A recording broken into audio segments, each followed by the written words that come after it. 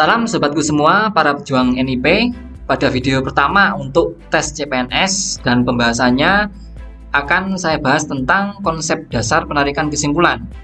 Nah, kenapa saya ambil tema ini untuk video pertama? Karena banyak request bagaimana sih konsep-konsep dasar dalam penarikan kesimpulan. Nah, maka untuk video kali ini kita akan mempelajari bagaimana sih membedakan premis mayor, premis minor, dan kesimpulan. Kemudian bagaimana menentukan struktur premis berupa subjek, predikat, objek, dan term penengah. Lalu bagaimana kita memahami fungsi term penengah dalam penarikan kesimpulan. Ya, ini yang paling penting ya. Konsep pertama yakni premis mayor, premis minor, dan kesimpulannya. Nah, di sini premis mayor dilambangkan dengan PM dan premis minor dilambangkan dengan PM kecil. Sifat dari premis mayor adalah universal, sah, dan benar. Artinya apa? Sebagian besar premis mayor berupa kata semua. Jadi jika kalian cek tuh soal-soal CPNS yang mengandung kata semua adalah premis mayor. Kemudian premis minor sifatnya tidak harus universal seperti premis mayor, namun dapat bersifat partikular atau singular. Artinya pada premis minor kata-katanya dapat berupa beberapa, sebagian, bahkan tidak terdapat kedua kata preposisi tersebut. Kemudian dua premis ini kita olah menjadi sebuah kesimpulan tentunya dengan aturan-aturan dan konsep dari penarikan kesimpulan. Nah, bagaimana sih konsep dari penarikan kesimpulan itu? Sebelum itu kita harus memahami bagaimana fungsi dari term penengah, subjek, dan predikat, bahkan nanti ada objek pada sebuah premis. Nah, di sini ada satu contoh premis mayor, semua buah pasti menyehatkan. Jika kita kembali pada konsep SPOK atau subjek, predikat, objek, dan keterangan, maka semua buah ini adalah subjek, pasti menyehatkan adalah predikat. Nah, kita ambil saja predikat karena pasti menyehatkan ini juga bisa kita ambil sebagai kata sifat ya. Namun untuk memudahkannya kita akan mengambil predikat. Kemudian untuk premis minor sebenarnya juga sama strukturnya, adanya subjek, apel, kemudian adalah buah. Nah, buah itu adalah sebagai objek. Nah, lihat di sini ada term penengah yang sama-sama muncul di kedua premis. Nah, jadi makna dari term penengah adalah ya struktur dari sebuah premis yang muncul pada premis mayor maupun premis minor. Nah, di sini kita cek kesimpulannya. Lihat, apel pasti menyehatkan. Cek tuh, tidak ada kata buah di dalam kesimpulan.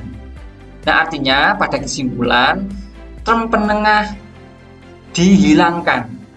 Sehingga di sini ya kesimpulan adalah bagaimana kita mendeteksi adanya term penengah. Jika kita sudah ketemu term penengahnya, maka hilangkan.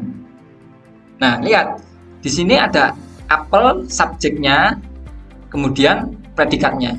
Jadi ini akan sangat memudahkan kita bahwa sebuah kalimat pasti terdiri dari subjek, predikat minimal itu. Nah, maka kesimpulan ini sudah benar karena ada kata subjek dan kata predikat, di mana subjek diambil dari premis minor, kemudian predikat diambil dari premis mayor. Term penengah dihilangkan. Jadi itu dipahami dulu sebelum kita beranjak pada konsep ketiga, penarikan kesimpulan. Nah, di sini setelah saya terangkan tadi bahwa kesimpulan dapat ditarik jika terdapat M atau term penengah yang menghubungkan kedua premis. Nah, ini tadi ya. Jadi di sini ada term penengah yang menghubungkan dua premis. Jika pada soal itu tanpa term penengah, pastikan jawabnya adalah kesimpulan tidak dapat ditarik. Nah, kemudian M tidak boleh disebutkan dalam kesimpulan. Nah, di sini tidak terdapat kata buah.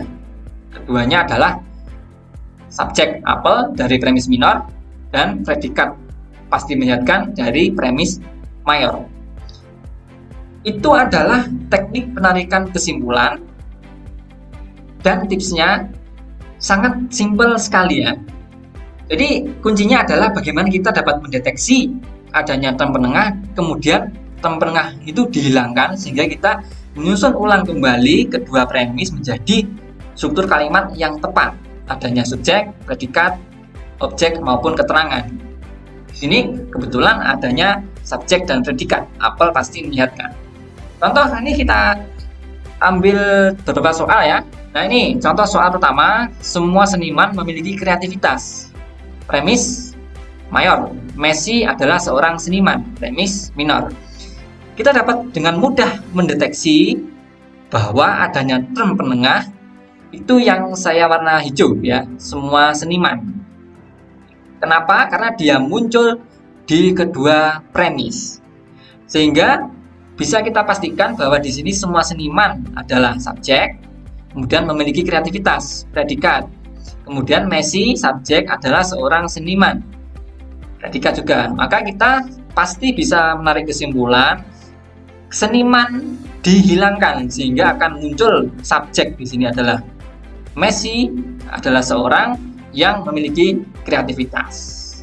Jadi sangat mudah sekali bagaimana menarik kesimpulan jika kita sudah paham bagaimana subjeknya, predikatnya, dan yang paling penting adalah memahami di mana sih term penengahnya. Contoh soal yang kedua, semua pantai memiliki pasir dan bercuaca panas. Premis mayor, Ronaldo berada di tempat yang tidak memiliki pasir dan tidak bercuaca panas. Ini sangat jelas sekali bahwa term penengahnya adalah memiliki pasir dan bercuaca panas. Itu muncul di kedua premis. Nah, di sini semua pantai adalah subjek, kemudian memiliki pasir dan bercuaca panas adalah predikat. Kemudian pada premis minornya, Ronaldo ini subjek berada di tempat yang tidak memiliki pasir dan tidak bercuaca panas. Ini adalah predikatnya. Sehingga kita bisa menghilangkan term penengahnya berupa memiliki pasir dan tidak bercuaca panas. Nah, ini bisa kita hilangkan sehingga kesimpulannya adalah muncul Ronaldo berada di tempat yang bukan pantai. Nah, di sini adalah subjeknya, kemudian pantainya berubah menjadi predikat. Atau jika kita pakai sistem SPOK, bukan pantai adalah keterangan tempatnya di sini. Oke, di sini adalah contoh soal yang memiliki term negatif ya, tidak maupun bukan. Nah, ini akan kita bahas lebih detail di video selanjutnya nanti ya. Yang kita bahas di sini adalah hanya konsep-konsep dasarnya saja, bagaimana kita memahami premis. Contoh soal terakhir, semua yang menguasai lebih dari satu bahasa pandai berbicara. Ini adalah premis mayor. Kemudian semua yang pandai berbicara tampil percaya diri di depan umum. Premis minor. Di sini dapat kita deteksi bahwa yang muncul pada dua premis yang sama adalah pandai berbicara. Di sini juga ada kata pandai berbicara. Sehingga dapat kita buatkan struktur semua yang menguasai lebih dari satu bahasa, subjek, pandai berbicara, ketika kemudian semua yang pandai berbicara, subjek, tampil percaya diri di depan umum, predikatnya ya. Kemudian kesimpulannya dapat kita pastikan bahwa term penengahnya yakni pandai berbicara kita hilangkan sehingga tinggal tersisa subjeknya yakni semua yang menguasai lebih dari satu bahasa tampil percaya diri di depan umum. Nah, jadi di sini yang saya warna hijau kita hilangkan karena dia termasuk term penengah. Jadi yang sudah kita pelajari di sini adalah bagaimana kita bisa membedakan premis mayor, premis minor, dan kesimpulan. Kemudian ada struktur premisnya berupa subjek, predikat, objek, bahkan ada term penengahnya. Kemudian di sini yang paling penting tadi adalah bagaimana memahami fungsi term penengah dalam menarik kesimpulan. Nah, ini adalah konsep dasarnya dari penalaran logis. Pada video selanjutnya akan kita bahas berupa notasi penarikan kesimpulan. Ada 3 metode, yakni modus ponens, modus tollens, dan silogisme. Adanya notasi ini akan mempermudah kita dalam mengambil kesimpulan. Bagaimana sih notasi-notasinya? Akan kita bahas pada video selanjutnya. Jadi tetap stay tune di channel Kimia Fun. Terima kasih, semoga bermanfaat, semoga bisa menjadi pijakan dalam memahami konsep dasar penalaran logis.